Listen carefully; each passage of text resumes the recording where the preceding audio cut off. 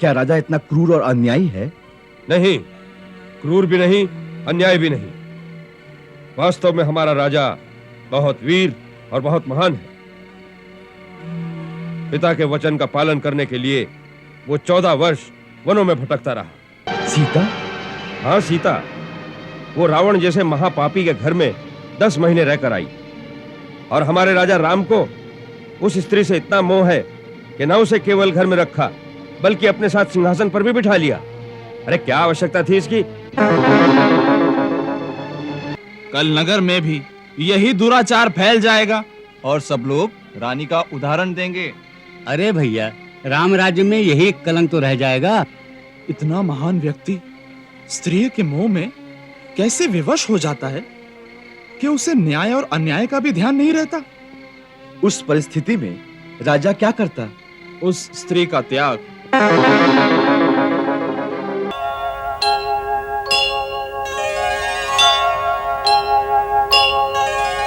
ऐसी क्या गंभीर समस्या आ गई है जो आप स्वयं जानना चाहते हैं?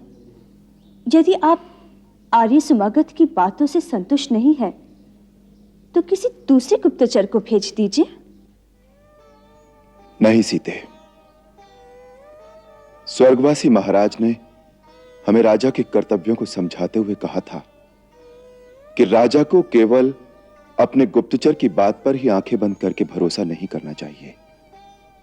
कभी कभी स्वयं भी भेष बदलकर राज्य की परिस्थिति और प्रजा का सुख दुख अपनी आंखों से देखते रहना चाहिए।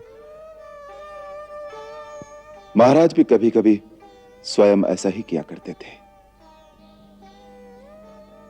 देखो, हमें लौटने में 2-3 दिन लग सकते हैं। हम अयोध्या में नहीं हैं, ये बात गुप्त रखनी होगी।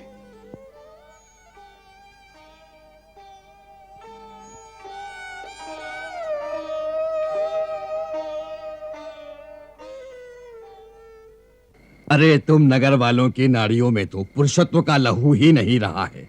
सभ्यता का नाम लेकर तुम लोग क्या नपुंसकों जैसी बातें कर रहे हो? अरे भाई, एक स्त्री सारी रात पर पुरुष के घर रही है, फिर उसे क्या अधिकार है अपने पति के घर में आने का?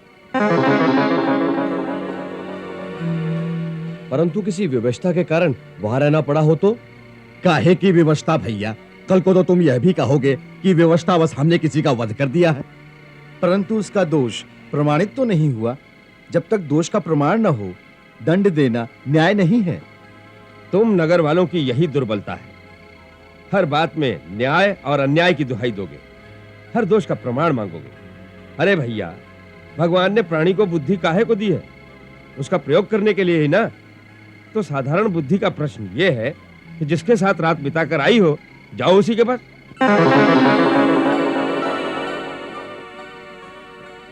यदि वो निर्दोष हो तो भी। लेकिन वो निर्दोष है, उसका साक्षी कौन है? लेकिन वो दोषी है, इसकी साक्षी किसने दी? उसके लिए साक्षी की आवश्यकता ही कहाँ है? ये तो अंधे को भी दिखाई देता है। भैया, कई बार जो दिखता है वो सत्य नहीं होता। काका, इस बात का निर्णय इतनी आसानी से नहीं होना चाहिए। इस पर किसी का सारा जीवन निर्भर है। यदि ये मामला राजा के पास जाएगा तो बिना सोचे समझे निर्णय नहीं करेंगे। उनको दोष का प्रमाण चाहिए। अरे छोटे भैया, ये तो उसका भाग्य अच्छा था कि उस दिन उसकी पत्नी की भेंट राजा से नहीं हुई, वरना राजा ने इस मामले में न्याय की बात सोचनी ही नहीं थी। उसने तो बिना पूछे अपने सैनिक उसकी पत्नी के साथ भेज देने थे कि रखो इसे अपने पास, नहीं तो सूली पर चढ़ा दूंगा। लेकिन एक बात तुम मुझे बताओ, राजा के सैनिक उसे उसके पति के घर तक तो पहुंचा सकते थे, लेकिन क्या वो पति और पत्नी के संबंध भी स्थापित करवा सकते थे? आप ऐसा क्यों सोचते हैं? क्या राजा इतना क्रूर और अन्यायी है? नहीं, क्रूर भी नहीं, अन्याय भी नहीं। वास्तव में हमारा राजा बहुत वीर और बहुत महान है। पिता के वचन का पालन करने के लिए वो 14 वर्ष वनों में भटकता रहा। केवल वानरों और भालुओं की सहायता से उसने रावण जैसे महान पराक्रमी और उसकी पूरी सेना को यमलोक पहुंचा दिया। ऐसा वीर और महान महापुरुष इस पृथ्वी पर दूसरा नहीं हो सकता। फिर उसके लिए ऐसा क्यों कहते हो कि वो घर में सैनिक भेज देता? भैया, ये उसकी निजी निर्बलता है। कौन सी निर्बलता? उस निजी निर्बलता का नाम है सीता। सीता? हाँ, सीता। वो रावण जैसे महापापी के घर में 10 महीने रहकर आई और हमारे राजा राम को उस स्त्री से इतना मोह है कि न उसे केवल घर में रखा बल्कि अपने साथ सिंहासन पर भी बिठा लिया। अरे क्या आवश्यकता थी इसकी? संसार में एक से एक बढ़कर सुंदर राजकुमारियां हैं, किसी से भी विवाह कर लेता। परंतु भैया, जब कोई पुरुष किसी स्त्री के मोहजाल में फंसता है ना, तो उसकी यही दशा होती है। वो अपनी आंखों से देखकर भी विष पी लेता है। अरे भाई, जब तक यह बात राजा के निजी जीवन तक रहती तो भी चल जाता, परंतु जिस दिन से सीता रानी बनी है उस दिन से समाज में ऐसी स्त्रियों को और प्रोत्साहन मिल गया है। अब तो किसी भी स्त्री को सदाचार की कोई आवश्यकता ही नहीं रह जाएगी। हाँ भैया, यथा राजा तथा प्रजा। अब आगे आगे देखते हैं हमारे समाज में क्या क्या होता है।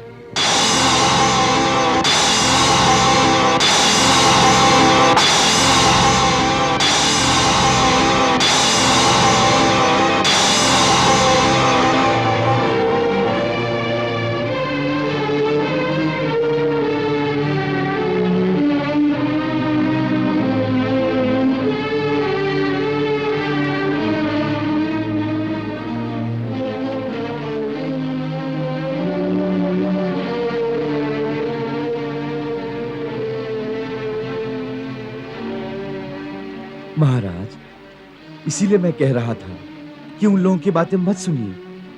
वो ये नहीं जानते कि वो क्या कह रहे हैं। हमारे बारे में ऐसी बातें केवल इसी गांव में होती हैं या राज्य के दूसरे नगरों में भी? मूर्ख तो सभी स्थानों पर होते हैं। आर्य सुमागत, केवल इस प्रश्न का उत्तर दो। क्या अयोध्या आदि नगरों में भी इसी प्रकार की बातें होती हैं? महाराज, सारी प्रजा आपकी वीरता और आपके आदर्शों की बड़ी प्रशंसा करती है। देवी सीता के बारे में क्या उनके बारे में भी प्रजा में इसी प्रकार की बातें होती हैं?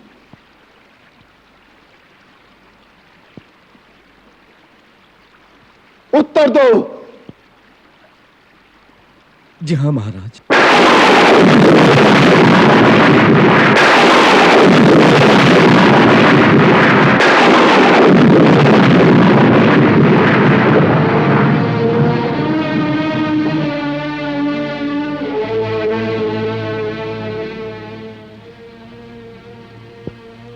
हम नगर में भी जाकर सुनना चाहते हैं।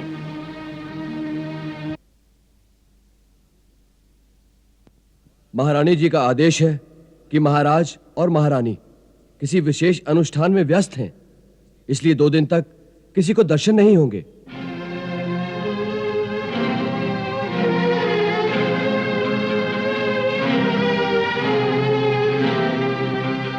हमारे राजा ने जो भी किया अच्छा नहीं किया। क्या किया राजा राम ने? अरे कुछ तो सोचा होता।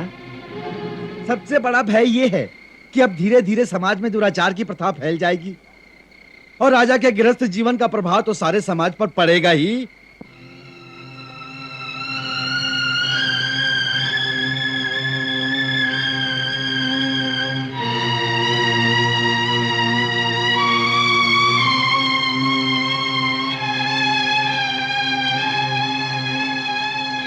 अरे भैया, आज तो एक गांव में हुआ है, कल नगर में भी यही दुराचार फैल जाएगा और सब लोग रानी का उदाहरण देंगे।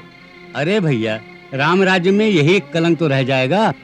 इतना महान व्यक्ति स्त्री के मोह में कैसे विवश हो जाता है कि उसे न्याय और अन्याय का भी ध्यान नहीं रहता। उस परिस्थिति में राजा क्या करता? उस स्त्री का त्याग। बिना किसी दोष के? अरे भैया, उसे निर्दोष भी तो नहीं कहा जा सकता। एक पर पुरुष के घर में रहने का कलंक भी तो लग ही चुका है। क्योंकि वो स्त्री है। इसीलिए उसे पुरुष का हर अन्याय सहन करना पड़ेगा। केवल पुरुष की साक्षी में ही वो सच्ची या झूठी प्रमाणित होगी। केवल स्त्री होने का इतना बड़ा दंड, ये तो बहुत बड़ा अन्याय है। क्या आप लोग चाहते हैं इस अन्याय में आपका राजा आप सबका साथ दे? भाई ये तो बड़ा अन्याय है। लंका में उसकी अग्नि परीक्षा ली गई थी, फिर भी उसका कलंक नहीं धुला। अरे अग्नि परीक्षा किसने देखी थी? वानरों ने, भालुओं ने? अयोध्या का कोई था वहां जो उसकी साक्षी दे सके?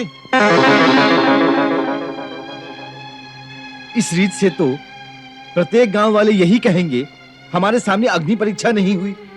इसका अर्थ यह हुआ कि वो बेचारी हर गांव हर नगर में बार बार अग्नि में जलाई जाए, तभी वो अग्नि परीक्षा में सफल होगी। भाई, जिसे प्रत्येक गांव और प्रत्येक नगर की रानी बनने की इच्छा हो, उसे तो यही करना पड़ेगा।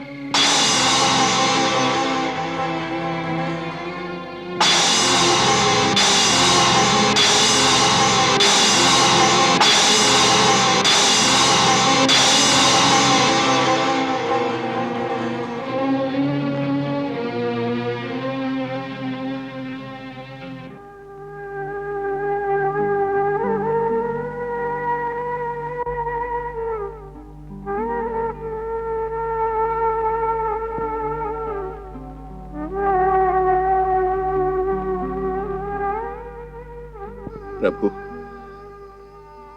जिस प्रजा के लिए राजा अपना सब कुछ बलिदान कर देता है, क्या वो प्रजा इतनी कृतघ्न और पाषाण हृदय हो सकती है? क्या राजा का ही प्रजा के लिए उत्तरदायित्व है? प्रजा के लिए राजा के प्रति श्रद्धा या आदर का कोई विधान नहीं?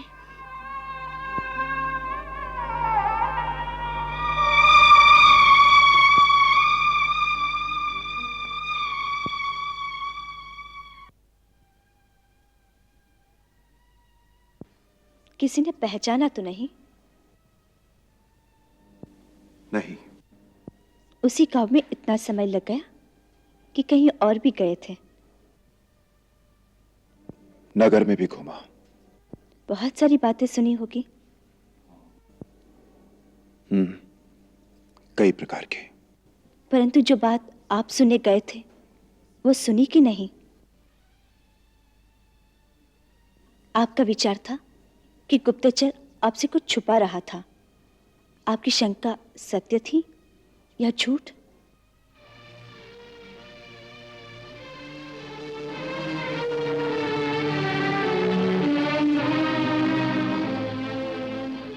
वो सत्य ही कहता था। जनता बहुत सी अनर्गल बातें करती रहती है। जनता की ही बातें सुनते रहे या फिर उस स्त्री के संबंध में भी कोई निर्णय हुआ? वो कहीं मिलती तो उसका न्याय करते, कुछ निर्णय लेती। जब वो स्त्री ही कहीं नहीं, तो उसका निर्णय क्या होता? वो तो हमारे राज्य की सीमा से बाहर चली गई है। ये पता चला कि दोष किसका है? नहीं। परंतु गांव की जनता किसे दोषी मानती है? कहते हैं कि जनता जनार्दन के स्वर में भगवान का स्वर होता है।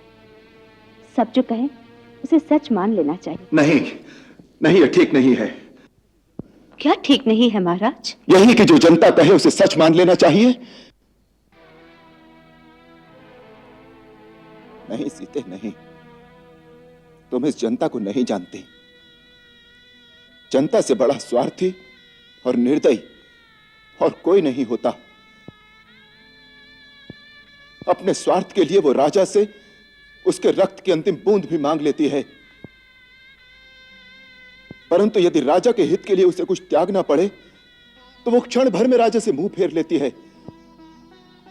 लोगों की बातें यदि राजा को सुननी पड़े, तो वो न्याय ही नहीं कर सकता। ऐसा राजा तो पागल हो जाएगा।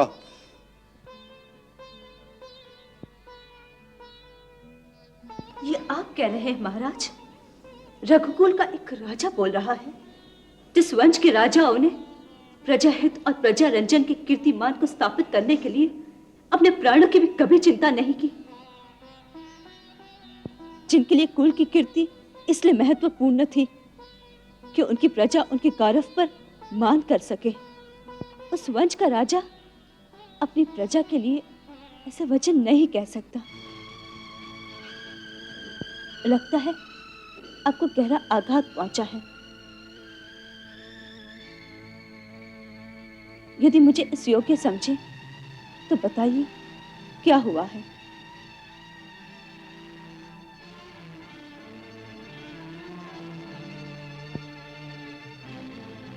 नहीं, ऐसी कोई विशेष बात नहीं है। हमने तो आज की जनता के प्रति सहज साधारण विचार प्रकट किए हैं। हो सकता है हमारे पूर्वजों के समय में जनता का प्रत्येक व्यक्ति अपने कर्तव्य और अपने उत्तरदायित्व दोनों को समझता होगा।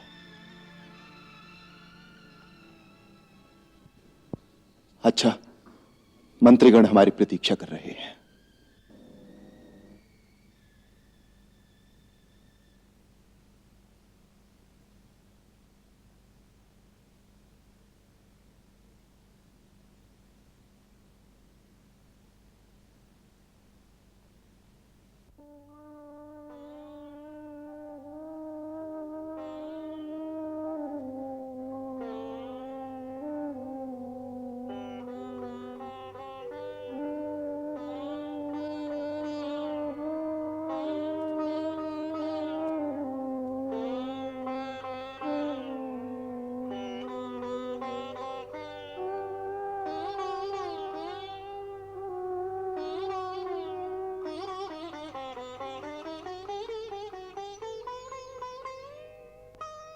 वो रावण जैसे महापापी के घर में 10 महीने रहकर आई और हमारे राजा राम न केवल उसे अपने घर में रखा बल्कि अपने साथ सिंहासन पर भी बिठा लिया। अरे क्या आवश्यकता थी इसकी?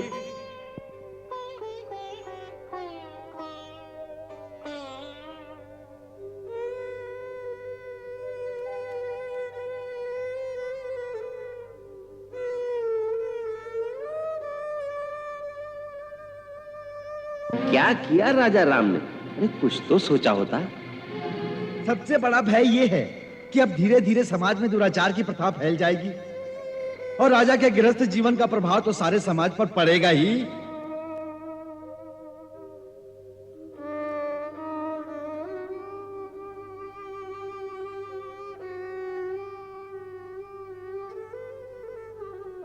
अरे भैया, आज तो एक गांव में हुआ है, कल नगर में भी यही दुराचार फैल जाएगा और सब लोग रानी का उदाहरण देंगे। उस परिस्थिति में राजा क्या करता? उस स्त्री का त्याग।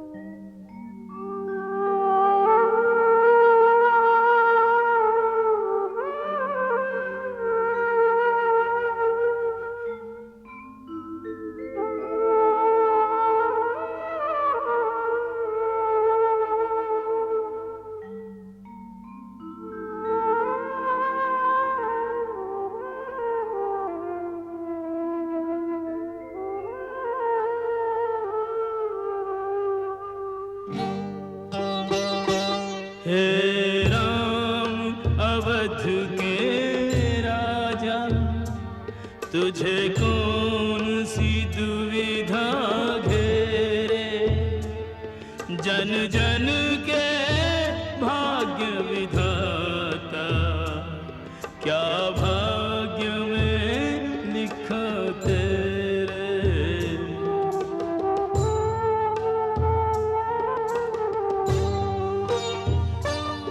क्या पूछ रहे हैं तुझसे इन महरों के सन्नाटे, वो कौन सा दुख तू जिसको सीता से भी ना बांटे।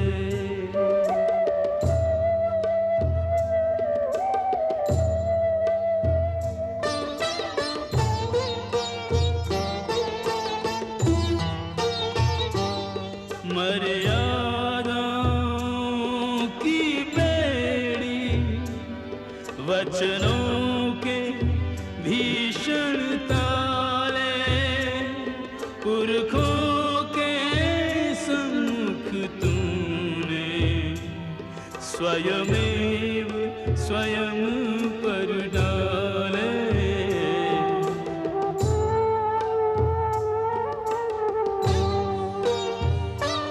रघुकुल के संचित यश का अब तू ही उत्तरदायी, उस राह तुझे भी चलना, पुरखों ने जो राह बनाई।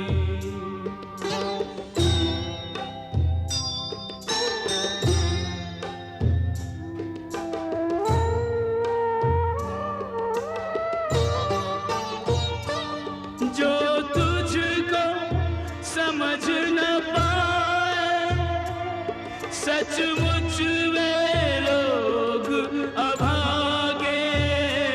तू रख दे अपनी पीड़ा अपने आराध्य के आगे।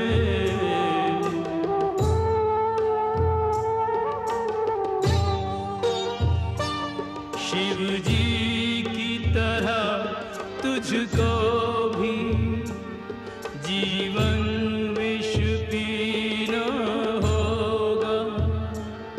इन विषम परिस्थितियों से लड़ लड़ कर जीना होगा।